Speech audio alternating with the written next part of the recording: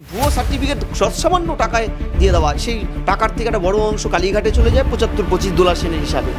যখন প্রকাশ্যে জঙ্গিদের পাশে দাঁড়ায়, সিদ্দিকুল্লাহ যখন প্রকাশ্যে স্টেটমেন্ট দিচ্ছে বাংলাদেশে কিচ্ছু হয়নি, ভারতের মিডিয়ার প্রচার, অর্থাৎ ইউনিশ সরকারের বক্তব্যটাই তিনি এই রাজ্যে বললেন। যে মুখ্যমন্ত্রী বলেন পুলিশের 1 ইঞ্চি ভুঁড়ি বাড়লে আমি খবর পাই, একটা পাতা পড়লে রাজ্যে আমি খবর পাই, তিনি বলছেন আমি জানি না, ডিনাইং মুডে এই সংখ্যালঘুদের তিনি তোষণ করেন, বকলমে শোষণ করেন, আর এই জঙ্গিবাদকে প্রশ্রয় দিয়ে শান্তিপ্রিয় মুসলিম সমাজকে কিন্তু আজকে আইসোলেট করছেন মমতা ব্যানার্জি। তৃণমূলের দাবি এই যে জঙ্গি প্রবেশ করছে, বাংলাদেশ থেকে জঙ্গি প্রবেশ করছে, তার জন্য একেবারে দায়ী রয়েছে কেন্দ্রীয়, কারণ কেন্দ্রীয় বাহিনীরা তো রয়েছে কাঁটাতারের পাহারার জন্য। বাহ, আমি বলছি এ তো দায় ঠেলাঠেলির ব্যাপার। জঙ্গি ধরা পড়লে বিজেপি দায়ী, কেন্দ্র দায়ী। আচ্ছা, জঙ্গি কাঁটাতারের বেড়া দিয়ে ঢুকলে পরে আমি বলছি ধরো পাসপোর্টটা, যেটা ভুয়ো পাসপোর্টের যে একাধিক লোক ধরা পড়লো, ভুয়ো পাসপোর্টটা তো পুলিশ ভেরিফিকেশন করে দেয়, তাই তো? তো রাজ্যের পুলিশ তো ভেরিফিকেশন করে দিয়েছে বলেই পাসপোর্ট অফিসের কর্মীরা, আমি মেনে নিলাম পাসপোর্ট অফিসটা সেন্ট্রাল গভর্নমেন্টের, পাসপোর্ট অফিসের কর্মীরা এই পাসপোর্টটা ইস্যু করেছে। আচ্ছা বলো, আমি ভুয়ো, আমাকে পুলিশ যদি লিখে দেয় এ সঠিক, পাসপোর্ট অফিসের কর্মীর ধরে কটা মাথা আছে, সে দেবে না? দ্বিতীয়, ভোটার কার্ড বলছে ইলেকশন কমিশন কেন্দ্রের, কি বোকা বোকা কথাবার্তা। ইলেকশন কমিশনের কোনো রকম কোনো স্থায়ী কর্মী নেই, ওরা যে রাজ্যে থাকে সে রাজ্যের কর্মীদের দিয়ে ইলেকশন চালায়। তাহলে তৃণমূলের যে কর্মী, তৃণমূল সরকারের চালিত কর্মী, তাদের তো পলিসির পার্ট ভুয়ো সার্টিফিকেট সৎসামান্য টাকায় দিয়ে দেওয়া, সেই টাকার থেকে একটা বড় অংশ কালীঘাটে চলে যায় 75-25 ডলার সেনের হিসাবে। এটা হয়, তাই ওদের দিয়ে যখন ইলেকশন কমিশনের কাজ হয় তখন এই যে দেখা যাবে জঙ্গি ফঙ্গি তারা নাম উঠছে দু জায়গায়। আচ্ছা ভাবো তুমি, এটা হয় ভারতবর্ষে কোনো রাজ্যে কি এটা হয়?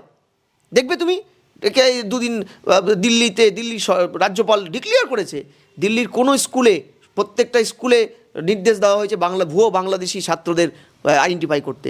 আমার রাজ্যে তুমি দেখেছো কি কোনো একটা ঘটনায় তৃণমূল নেত্রী করেন? এই যে আমি বলছি তোমাকে, এই যে অসমে 2-4টা জঙ্গি ধরা পড়লো, তার সাথে সাথে ওরা অপারেশন প্রঘাত চালু করলো অসম সরকার। আনসারুল্লাহ বাংলার বিভিন্ন মডিউল ধরা পড়ছে। বাংলার পুলিশ এত বড় ঘটনার পরেও নির্বাক দর্শক শুধু নয়, তাদের দায়িত্বশীল ক্যাবিনেটের মন্ত্রী ফিরহাদ হাকিম সহ একাধিক নেতা মন্ত্রীরা বলছেন এখানে জঙ্গির কোনো অস্তিত্ব নেই। এতে জঙ্গিবাদটা প্রশ্রয় পাবে না জঙ্গিবাদটা ভয় পাবে? আমি তোমাকে একটা তোমার এইটা প্রশ্ন করছি, আমি আরেকটা উদাহরণ দিই, আরও ক্লিয়ার হবে তোমার জনগণ, দর্শক, তোমার পাঠটা।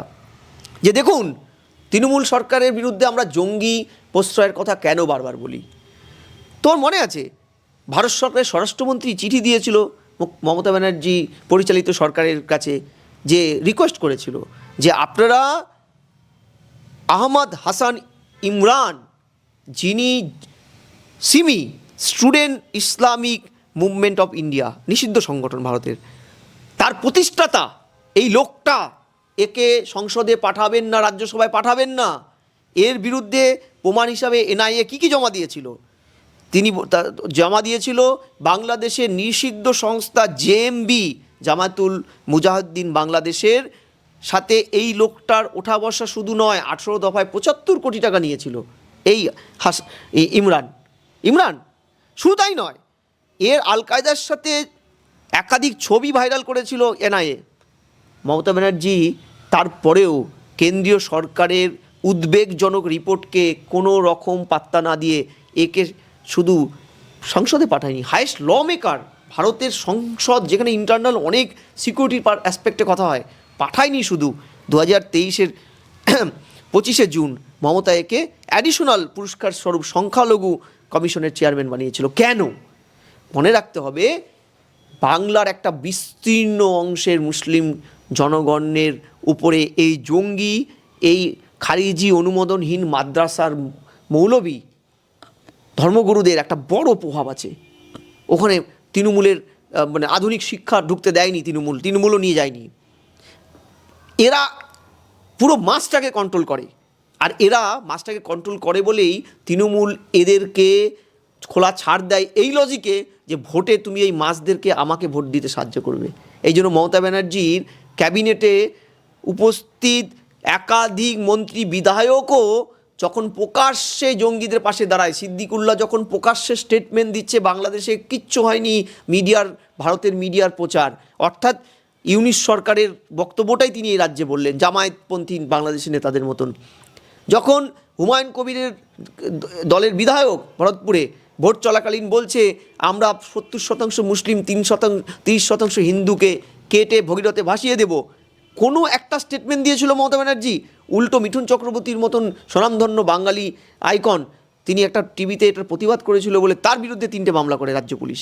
শুধু তাই নয়, যখন মমতা ব্যানার্জিকে একটা বেসরকারি চ্যানেল মুম্বাইয়ে কোনো একটা পলিটিক্যাল কর্মসূচি তিনি গেছেন, জিজ্ঞাসা করেছিল আপনার তো ফিরাদ হাকিম বলছে যে ইসলাম জন্ম না হলে পরে আপনার দুর্ভাগ্য, অর্থাৎ আপনার কি তাহলে দুর্ভাগ্য, আপনি ইসলাম ধর্মে জন্মাননি? উনি বলছে আমি যা শুনিনি, মানে বোঝুন, যে মুখ্যমন্ত্রী বলেন পুলিশের 1 ইঞ্চি ভুঁড়ি বাড়লে আমি খবর পাই, একটা পাতা পড়লে রাজ্যে আমি খবর পাই, তিনি বলছেন আমি জানি না, ডিনাইং মুডে।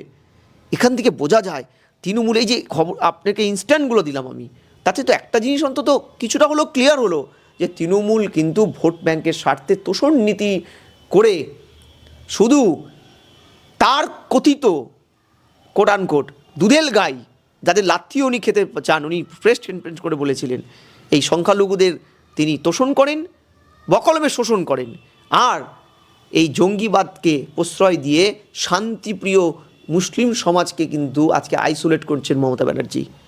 তাই দেখবেন বাংলায় বা অসম সরকার পদক্ষেপ নেয়, কর্ণাটক নেয়, জম্মু কাশ্মীর সরকার পদক্ষেপ নেয়, ওখানে আমাদের বাংলার থেকেও বেশি সংখ্যক মুসলিম মুখ্যমন্ত্রী তারা নেয়। পশ্চিমবঙ্গ সরকার কিন্তু কোনো জঙ্গি বিরুদ্ধে কোনো অ্যাকশন নেয়নি, বরং তারা ডিনাই করে জঙ্গি নেই। বাংলা হান্টের আরও খবর দেখতে নজর রাখুন। বাংলা খবর মানেই বাংলা হান্ট।